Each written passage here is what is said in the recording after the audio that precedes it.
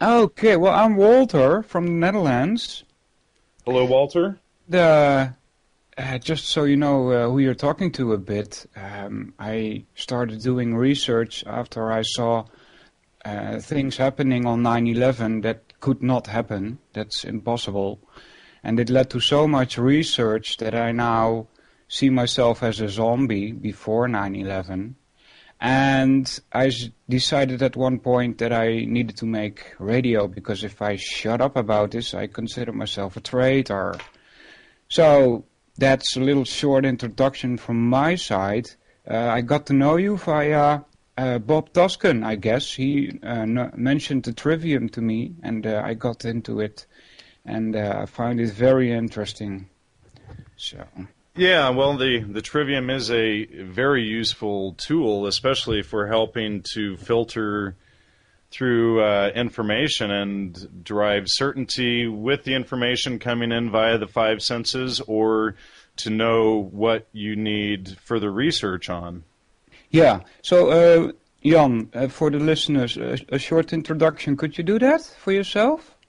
Sure. Well, my name is Jan Irvin. I live in the Southern California mountains. I have been, I suppose, an activist for about 20-some years. I originally started with the California Hemp Initiative, which was to legalize industrial hemp for paper, fiber, fuel, and medicine.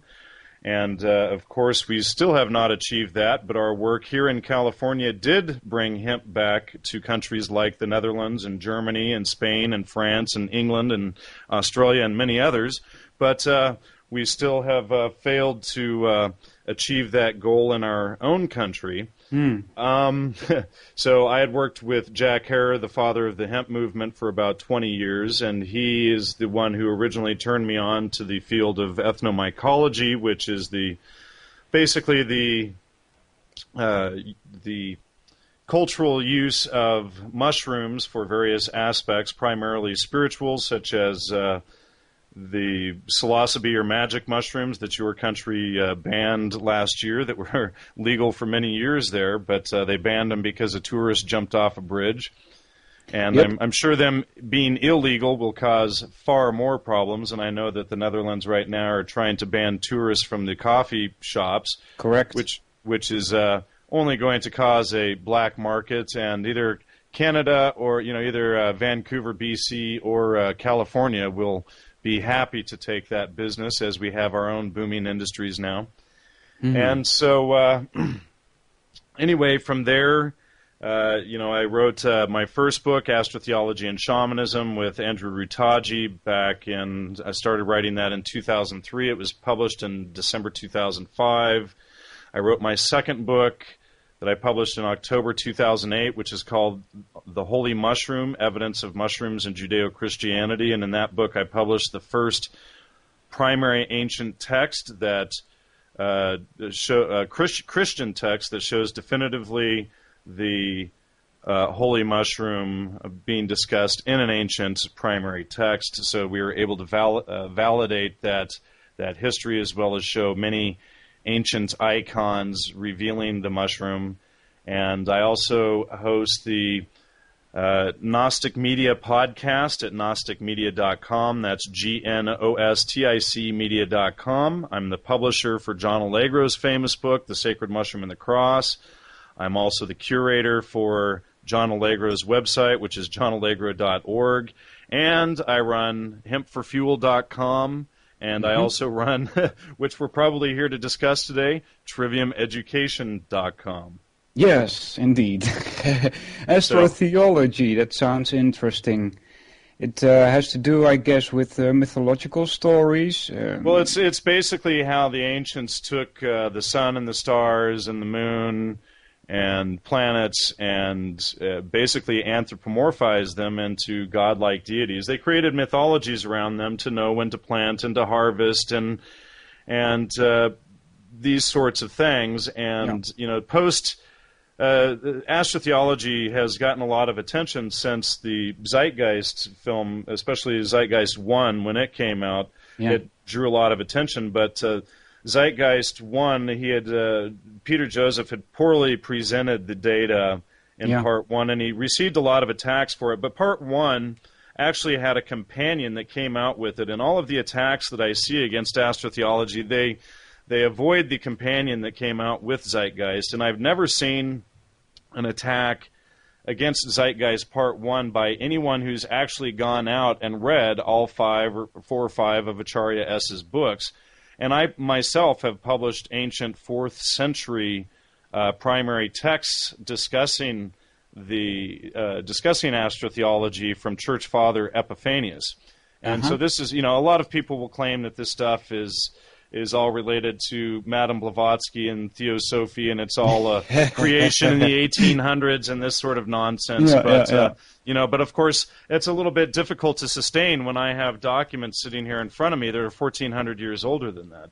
Yeah, I did a lot of research into the Indian mythology, and I find a lot of correlations also. So it's a bit older than Blavatsky, shall we say? Oh, sure. And she was just one reporting on it, but there are numerous ancient texts, and in fact, Acharya's last book, Christ in Egypt, publishes numerous primary Egyptian documents that discuss these things as well. And of course, you have this guy, Chris White, who does this Nowhere to Run podcast, and he puts out these videos like debunking Zeitgeist or debunking David Icke, or he's always attacking somebody.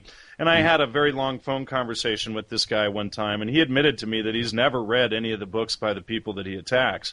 And so, of course, he can sit there on a soapbox and claim that there is no evidence because he refuses to actually look at any of the evidence, right? So he constantly argues from ignorance, which under the Trivium, that's a fallacy. Yep, indeed. So, did Aristotle start this? Well, Aristotle started the foundation of the Trivium, and Pythagoras started the foundation of the Quadrivium, which was, of course, before Aristotle. And then Thomas Aquinas is the one who really began to put together the logical fallacies. Okay. And so we have, there was a spread of about 1700 years where the core of the Trivium was developed from Aristotle to Thomas Aquinas. But the core of it was developed by Aristotle. And let me explain a little bit. I'm sure your audience is probably wondering what the Trivium is. So let's go into that for a minute here. Yes. The Trivium is composed of 3 things, and the Trivium and Quadrivium together make up what is known as the classical 7 liberal arts. And the word liberal has been misused for the last several decades to cover over the fact of what the Trivium and the 7 liberal arts really are, and I'll cover more of that in a moment. But I should say that the word liberal comes from liber, which is Latin for book, and it's also where we get the word freedom from. So freedom is in the books, and the reason why they attack or they misuse the word liberal constantly in the corporate or mainstream media is because they don't want people to realize that freedom or liberty is in the books, that where they would learn about how they're being controlled. And in Roman times, the first thing that a slave would do upon gaining freedom would be to study the 7 liberal arts, or the Trivium and the Quadrivium. So this was the sign of a free person, and freedom and book are directly associated. So the Trivium is grammar, or general grammar, formal logic, and classical rhetoric. And grammar answers the questions of who, what, where, and when of a subject. And it is discovering and ordering the facts of reality, and comprises a basic systematic knowledge. So general grammar is knowledge. In other words, like, let's say you have a car. You have all these, you want to build a car, okay? And you have all the parts to the car. You can't have a car before you have the parts. So general grammar is the parts of the car. And knowing all the parts and where they go and understanding everything about them, that's your grammar, that's your knowledge, okay? And then the understanding is being able to remove all of the contradictions or all of those parts laying on the floor and put them together in a systematic fashion, just like you would do With grammar, you take letters and punctuation, and you build words and sentences. That's the same idea. In the logic aspect, you take the parts of the car, whatever, or the parts of the words, and you're putting them together. You're removing the contradictions, and with logic, answers the question of why, and logic is also known as dialectic, which is understanding.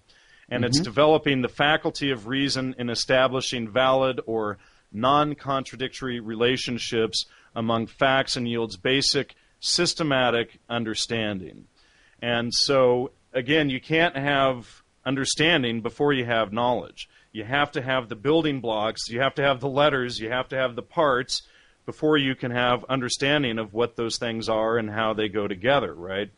And then the third stage of the trivium is rhetoric, which is the how of a subject, or more effectively, it's wisdom, and applying knowledge and understanding expressively to others. In other words, it's a systematically usable knowledge and understanding that you can pass on to other people. So, and in our analogy of the car and the car parts, the rhetoric aspect would be, let's say, the manual that explains to you exactly where all the parts go and how they go together. It's explaining how it was done to someone else so that they can understand it clearly. Okay, so general grammar, you say, is knowledge. But then my understanding of what is grammar must be flawed, because all I know and could come up with when I thought of grammar is that they taught us in school the letters and how to build sentences. Well, see, as I was just giving you the example, you do have that. See, letters are parts, are they not? Aren't the letters the parts of words? Sure. Right? Okay, so there's two different ways of looking at grammar. Grammar can be looked at as special grammar, which properly relates words to other words with a specified language like English, Latin, Russian, Dutch, or Netherlands. So that you have an understanding of those letters. But general grammar is the same idea, taking it from letters or parts of words and dealing with parts of reality. Like you look outside, or you look at your house, the things that compose your house, the parts, the boards or the walls and the windows and the wires that make up the circuitry in the house for the lights and all, the counters and all of these things. These are these are grammar of your house. And so when we begin to understand that parts of reality can also be seen as grammar, then we can begin to systematically itemize and identify these items. And logic is the art of non-contradictory identification. So first you have all. That's Ayn Rand, isn't it? Right, that is Ayn Rand, and that's one thing that she got right. The problem with Ayn Rand's philosophy, in my opinion, is like in Atlas Shrugged, she repeatedly uses the appeal to authority fallacy with characters like John Galt and, allowing these wealthy elites to have full control and they should just know better when, this has been shown as that doesn't play out in reality. But also, Ayn Rand had her grammar and logic mixed up. She didn't have the basis of the trivium, so what she did was she put grammar before logic. The trivium must always be grammar, logic, rhetoric. How can you possibly have logic before grammar?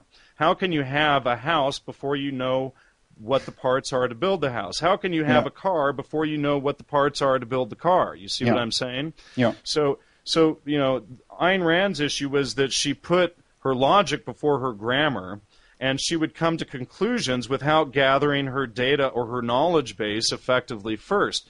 So what would happen in the case of Ayn Rand, let's say, she would say all Europeans are pro-socialist or whatever. I lived in Europe for a year and a half, and I find that to be a hasty generalization, a fallacy. She wasn't, she would do this often, but one of the primary problems with Ayn Rand's philosophy is it's not in her logic, it's not in the objectivism itself, it's in the fact that her grammar and logic were mixed up.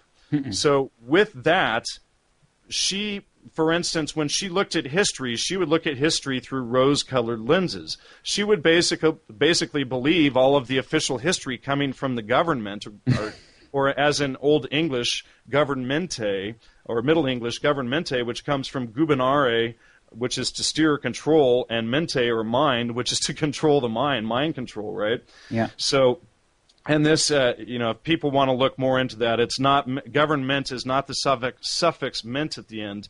In Middle and Old English, it was mente. It's governmente, which was mind control, and I've posted some explanations of that up on my website. But because she had this mix-up of her grammar and logic, she didn't go out and properly gather data first before she drew her conclusions on how our society worked exactly. So with that, with this error, she could argue that the elitists were doing things in our best interest, whereas she had gone out and read the works of, say, Professor Carroll Quigley or Professor Anthony Sutton, or like Douglas Reed's work, Controversy of Zion, stuff like this. She wouldn't have been able to, make those errors or those fallacies, those appeal to authority fallacies and other fallacies that she made in her works, and she would have presented a lot more usable philosophy.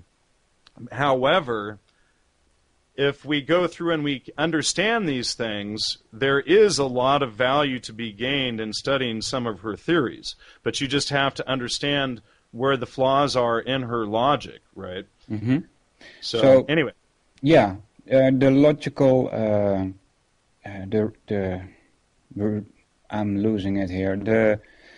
There's two kinds, I believe. There's deductive and inductive logical reasoning, right? Right. And deductive is basically, to oversimplify, it's really where you have an idea, and then you go out and you look for evidence of it out in reality, right? Whereas inductive is, let's say you see 10 dogs, and these 10 dogs have tails, and every time these 10 dogs wag their tails, you notice that they're all happy, and they're running around and excited, and so then you decide, well, I'm going to induce that all dogs, when they're happy, wag their tails. So that's inductive knowledge, right? Where deductive is exactly the opposite of that. It's saying, all dogs have wagging tails, and then building the evidence for it. I believe that's the proper analogy. Mm-hmm. So inductive is generalizing and building, versus deductive is starting with what one knows. Yeah. And but what's interesting is when we get into inductive versus deductive, all of the laws of physics, like the law of gravity or any of Newtonian physics and things like that, all of the laws that make our computers work, that make anything that we do in reality function, all come from inductive knowledge, whereas deductive is like more of like Kantian philosophy, which is, we call it contradictions. Kantian. K-A-N-T for the people that didn't get it. Yes, K-A-N-T. And Kant, he would basically, dream up an idea and then say it was reality without fact-checking it with anything outside. So, they're two different philosophies going in either direction, but there is value in both and understanding both. Inductive philosophy has been severely marginalized. And in fact, I interviewed David Harriman recently, who's the first person to try and put together a clear philosophy of induction, as it's never been sufficiently done before. And, so people can go on my podcast on gnosticmedia.com and check that out, and it's very enlightening.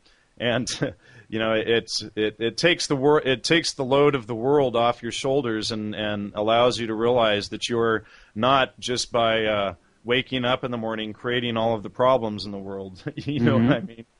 So yeah, I tend to use both. I'm a little bit of a philosopher myself.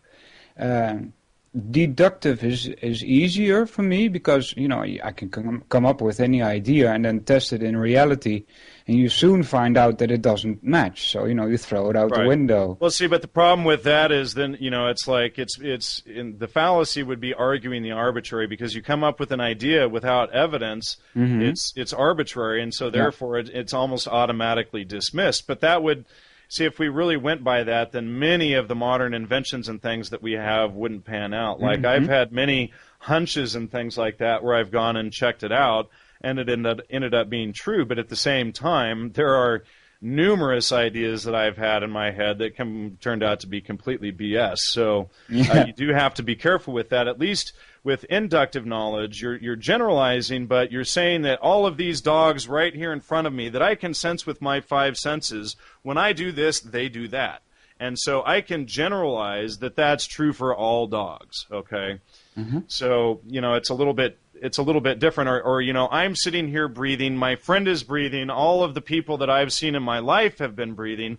I've never met everybody on the face of the planet before, but I can induce that all people breathe. Yep. So that's inductive knowledge, okay? And so anyway, you want to go on to something else? Yeah, I got here this the fallacy files in front of me, taxonomy of logical fallacies.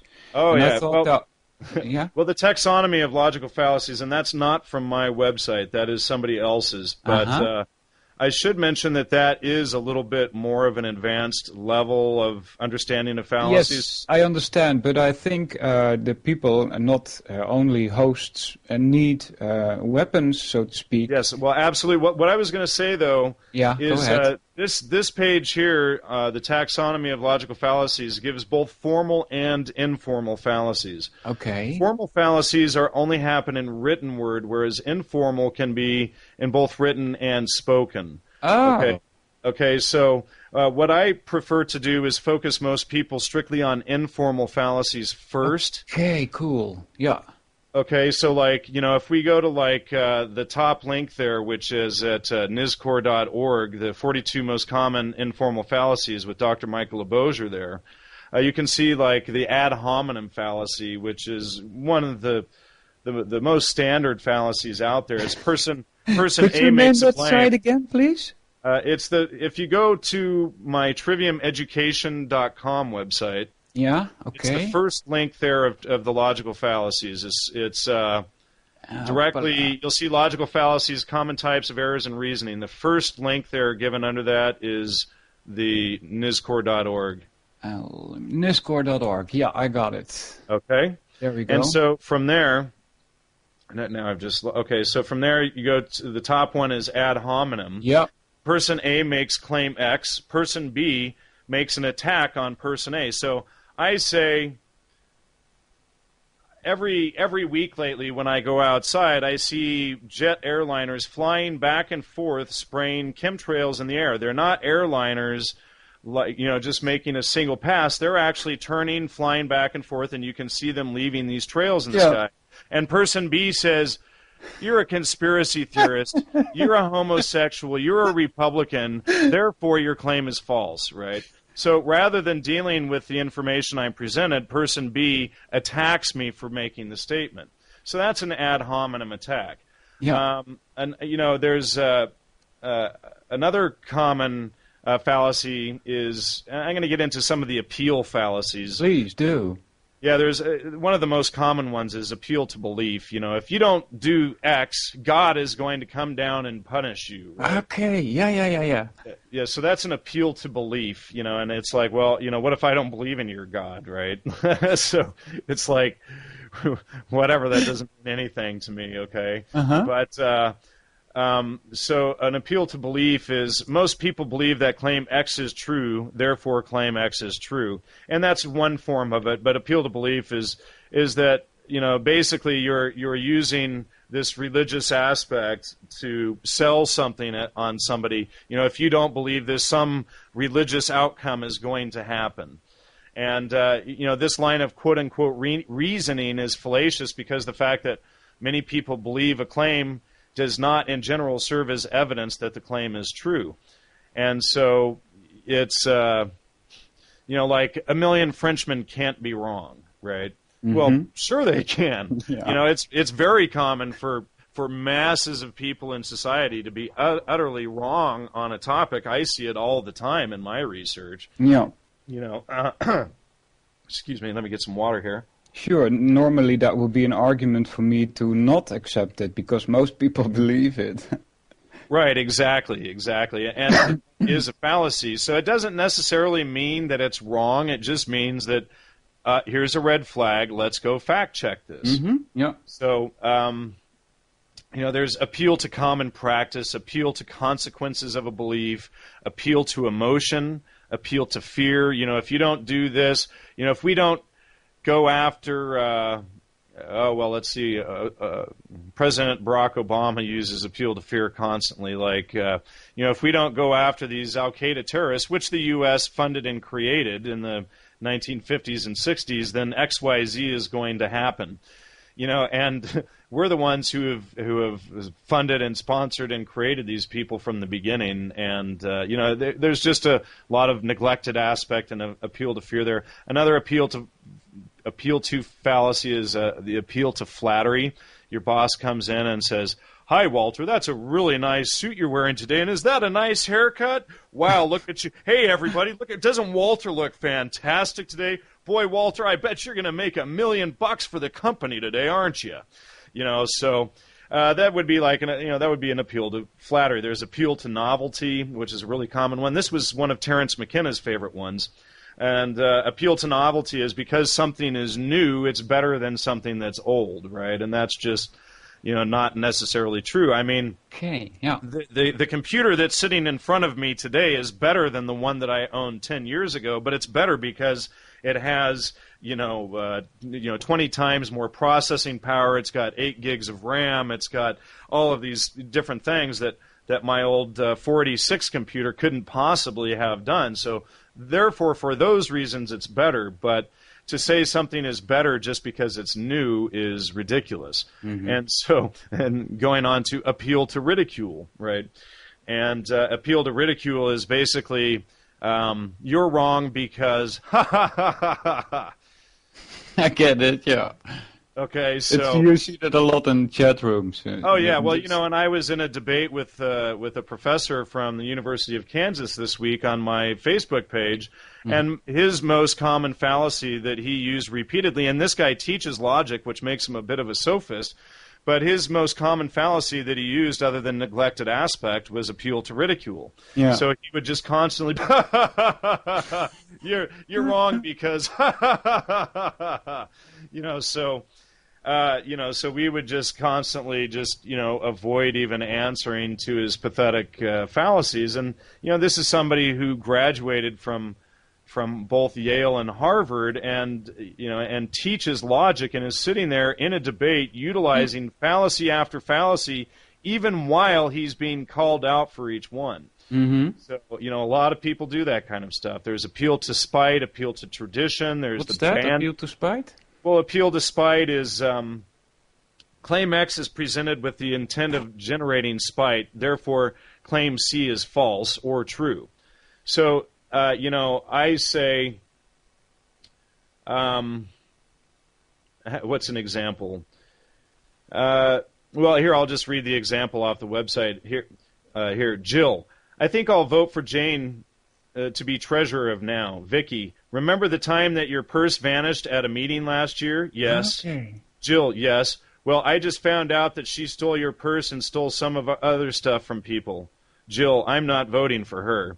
It's just based on spite. There's not really any direct evidence for the claim. It's, I just found out. It's just an appeal to spite, so that it's to, sway people from a decision that they would have made. Yeah. Appeal to tradition is, my tribe or my culture or my family or my group has always done this, so therefore we're doing this. Yeah. Another well-known one is the bandwagon fallacy, and this one basically comes from the 1800s, 1800s in the USA, probably especially when politicians would load up a wagon with a band with horn players and percussion, and they would parade them around. And bang and make noise and draw attention to, people to come up and listen to an argument simply because, this person is speaking from the bandwagon. Another evidence of it is person P is pressured by his or her peers or threatened with rejection, and therefore person P's claim X is false. So 911 was an inside job. Well, you're either with us or against us. So and if you're against us, we're going to kick you out of the country or something. So you have to be on the bandwagon with the rest of us, or we're going to punish you, or something is going to happen to you, or whatever. Well, that would be, there's ad baculum that I used in there also, which I got a little bit mixed up there. Ad baculum is an appeal to threat. It's basically saying that you're going to do this, or we're going to kick the crap out of you. Okay. And begging the question, that's a very common one that Christians love to use. Bill says, God must exist. How do you know? And Bill says, well, because the Bible says so. Why should I believe the Bible? Because the Bible was written by God. So, okay, well, so what you're doing is say, well, right here, the Bible says the Bible was written by God. There's no external evidence that the Bible was written by God. So it's begging the question, or circular reason. It's circular reasoning. It's going back to the original source to prove your claim. It's referencing to itself. It's referencing to itself. So it's circular logic. It's going nowhere. So you just dismiss it. Yep. There's so many here. False dilemma, which is the one that I just used a second ago. You're either with us or you're against us. Those that's even an attack. I think. I mean, they're forcing you to take a position, and that can't be good. Yes, and Obama used this one recently in the speech that he gave on Osama bin Laden, but basically saying that there's some threat or some false dilemma, and therefore we have to go in and do this, or else this other thing is going to happen, right? Either claim X is true or claim Y is true. You're either with us or you're with the enemy. When both could be true or false. And claim X is false, or claim Y is false, therefore claim X is true. So you're against us, so therefore you're with the terrorists, right? Which is just stupid. Yep. Then there's gambler's fallacy. I think that one is used a lot. Oh yeah, well, gambler's fallacy is, you walk up to a slot machine in a casino and you put a quarter in the slot machine, and let's say you play at this one slot machine for 20 or 30 minutes, right? And then you don't win anything from that slot machine, and then you walk away from that slot machine, and then somebody else sees you walk away, and they say, oh, I have a good chance of winning on that slot machine right now, so I'm going to go play that one since that guy just walked away. See, because what happens is, basically, every time you pull the lever on the slot machine, let's say you have a 1 in 1,000 chance of winning. On every single pull, there's a 1 in 1,000 chance of winning. It doesn't matter whether or not somebody else just sat there and pulled that lever 100 times. That does not include your 1 in 1,000 chance of winning on every single pull. So that's the gambler's fallacy. Yeah. And go ahead. The genetic fallacy, what's that? Genetic fallacy is basically the origin of a claim being presented. The claim is either true or false, or the thing is supposed to be supported or discredited. See, basically what it is you neglect some aspect of the origins of some event, and then you state that this is why this thing happened. Like we're going to state that what's a good example that I can think of? Oh, we're going to state that Al-Qaeda is the worst terrorist organization in the world, and we've got to do something about it. Well, the genetic fallacy there would be that the United States created Al-Qaeda, and therefore that that genetic fallacy as well as neglected aspect would, in a way, make the U.S. the largest terrorist organization for creating and funding terrorist organizations. And the reason why I say that the U.S. created Al Qaeda is that numerous U.S. security experts have come out and said that, including the former top U.S. prosecutor under Carter and Reagan, Dr. John Loftus, and so there is plenty of evidence out there that this was something that the United States actually did. Yeah, Brzezinski played a big role in there, as far as I know. Exactly. The middle ground fallacy is another popular one, or the middle of the road fallacy. You have two extremes. Let's say Republicans and Democrats are two opposing political parties. And let's say one of the political parties has a truth and the other one doesn't have a truth, but they automatically take up the opposite extreme position. And then the fallacy would be to decide that a middle position between the first two is the correct answer, so that so that we can settle things, and make everybody happy by just taking the middle of the road instead of being A or B. Let's just compromise. So it's the compromise fallacy, right? But just because let's say a Republican candidate states, "Hey, this is what's going on. This is what we need to do. Here are the facts. You're not Republican, and you don't want to believe what the Republican said, even though what he said is verifiably factually true, you will automatically take up the opposite extreme position. And then what happens is it goes to debate, and then the politicians vote and everything, and then they take the middle ground, which what they've done is they've accepted a lie or a middle position instead of handling the truth that candidate A, the Republican, presented in the first place. So they're never going to get to the core of the problem. I'm not saying that I'm Republican or Democrat or anything like that. I don't believe in any political party or affiliation. So,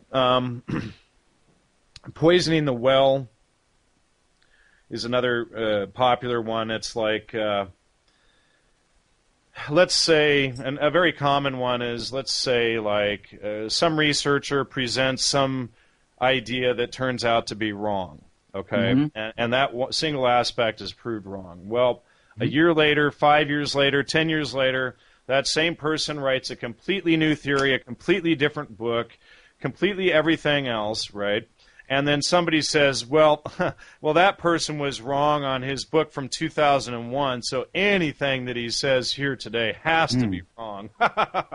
So that's poisoning the well. And it comes from basically sticking a dead animal in the well to poison the whole tribe of people during a war. Am I guilty of using that when I condemn Noam Chomsky for his remarks on 9/11?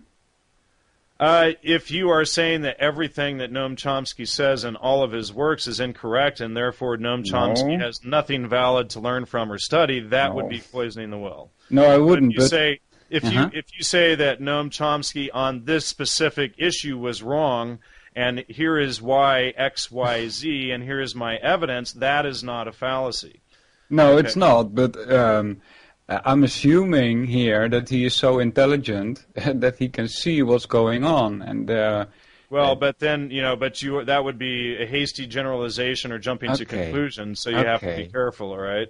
I have to be careful.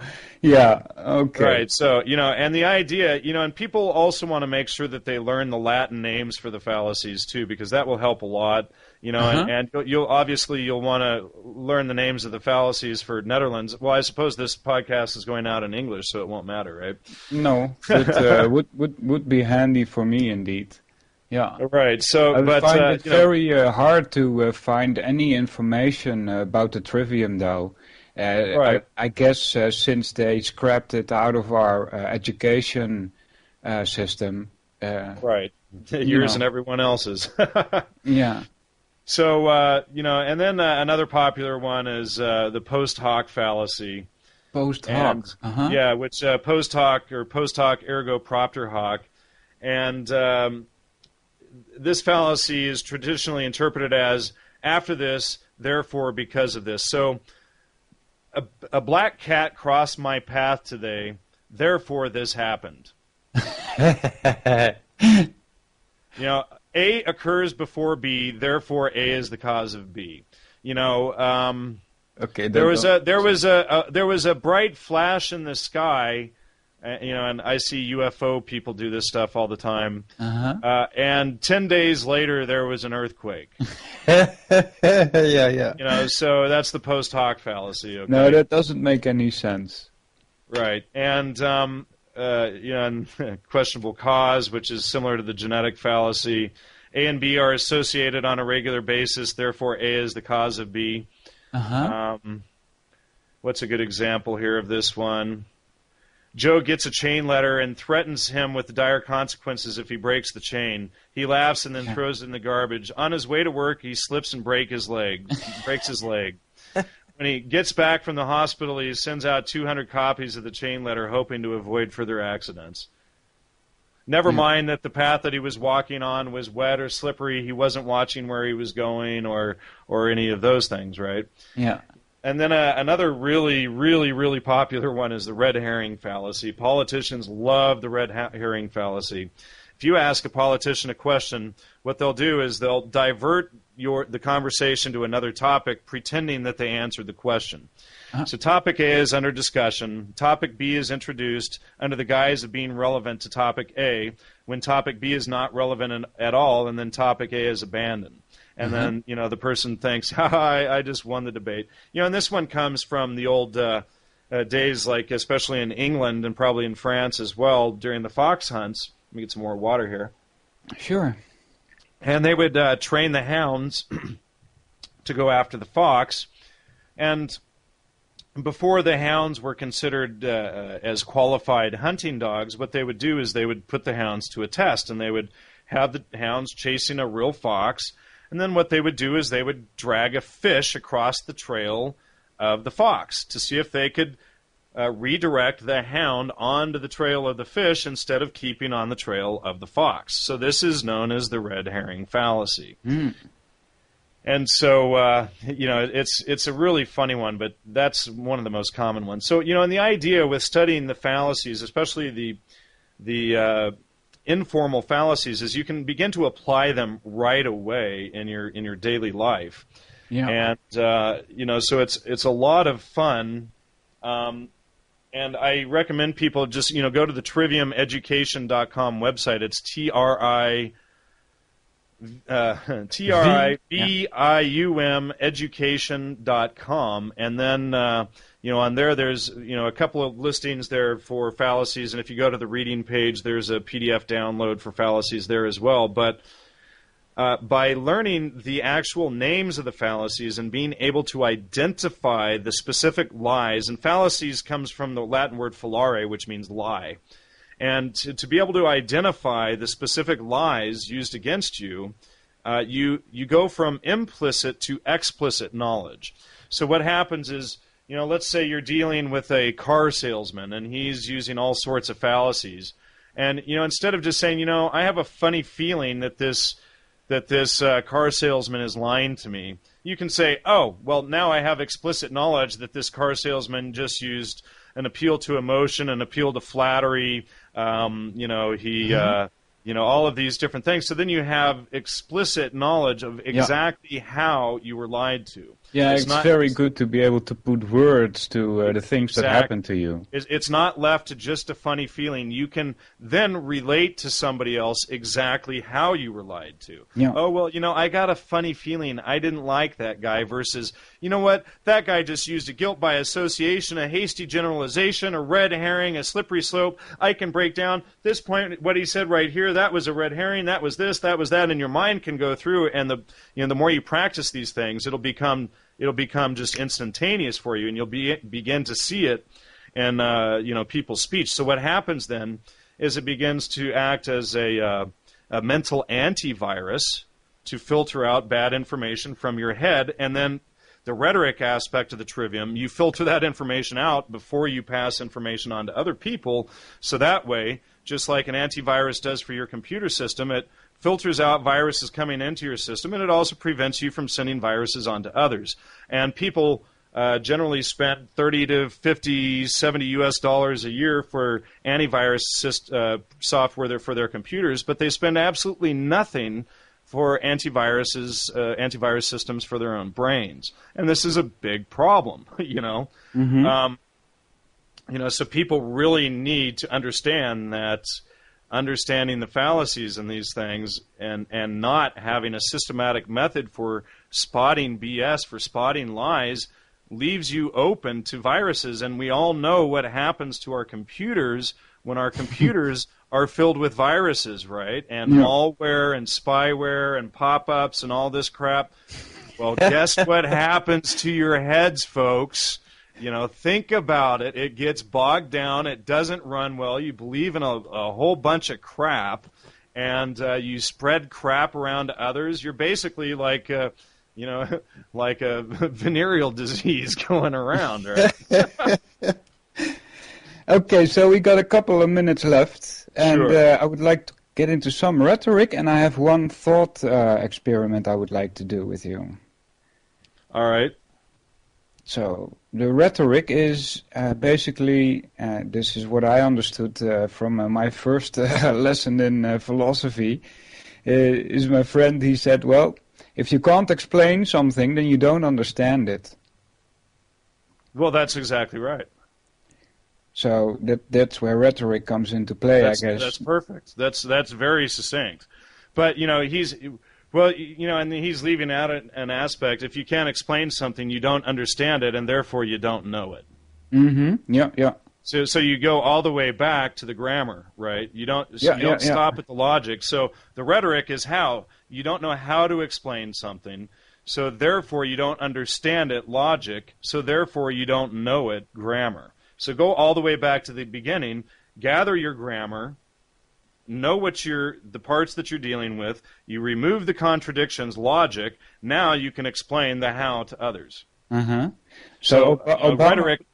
Yeah, go ahead. Oh, I was just going to read something here. So, Sure. And I read a little bit of this prior, but rhetoric is the how of a subject, is applying knowledge and understanding expressively, comprises wisdom, or in other words, it is systematically usable knowledge and understanding to explore and find the proper choice of methods for cogently expressing the conclusions of grammar and logic on a subject in writing and or oral argumentation. Mm-hmm. The enunciation of those conclusions is called a statement of rationale.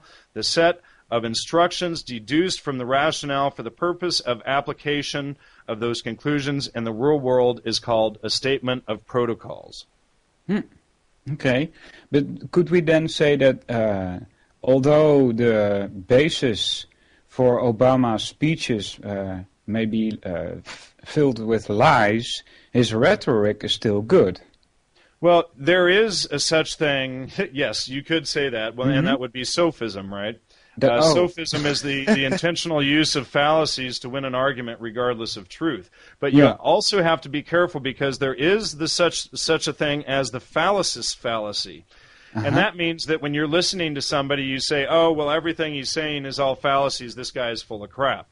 Just because somebody is excited and uses a whole bunch of fallacies when they're talking doesn't mean that they're intentionally lying. So you should still always quickly fact check. That way you avoid dismissing somebody just because of their heavy false rhetoric. You never want to kill the messenger, right? Yeah. Which is Plato's allegory of the cave. Don't kill the messenger. Yeah. And so what you want to do is, even if somebody is 95% full of crap, that 5% might be valuable information to you that you can use or that may save your life. It's like if somebody... you live in a small village and somebody comes running over a hill. Hey, somebody's, attacking us, and, there's a whole army coming right over there. Just look, just run over there, and appeal, we're all going to die, and appeal to fear and hurry, and hasty generalization and all of these fallacies. Somebody should be smart enough to stick their head up over the hill and look and say, oh, goodness, you know what? There is an army coming. Hey, everybody, he's not lying, even though he was just using a bunch of appeal to fear and all of this stuff. there's an Yeah, army yeah, yeah. coming. Let's get busy, right? So, Yeah. don't kill the messenger. Always, that 5%, even if the person is 95% full of crap, that 5% may save your life. So it's important to listen to the person, filter the information, and, take what's valid and then disregard the rest. Yeah. Okay. I had when I went to school and they first told me about this triangle, 3, 4, 5 triangle, Pythagorean. Yes. And I thought, well, this is weird. How can this be? This is, huh? And then I found out a couple of days ago via one of your podcasts that if you take a triangle which has equal sides and you put a circle inside and a circle around it, the circle around it is twice as big as the circle inside. Now there's another one that makes me go, huh? Is there any more of those examples you can give me? Let's see. Repeat that again.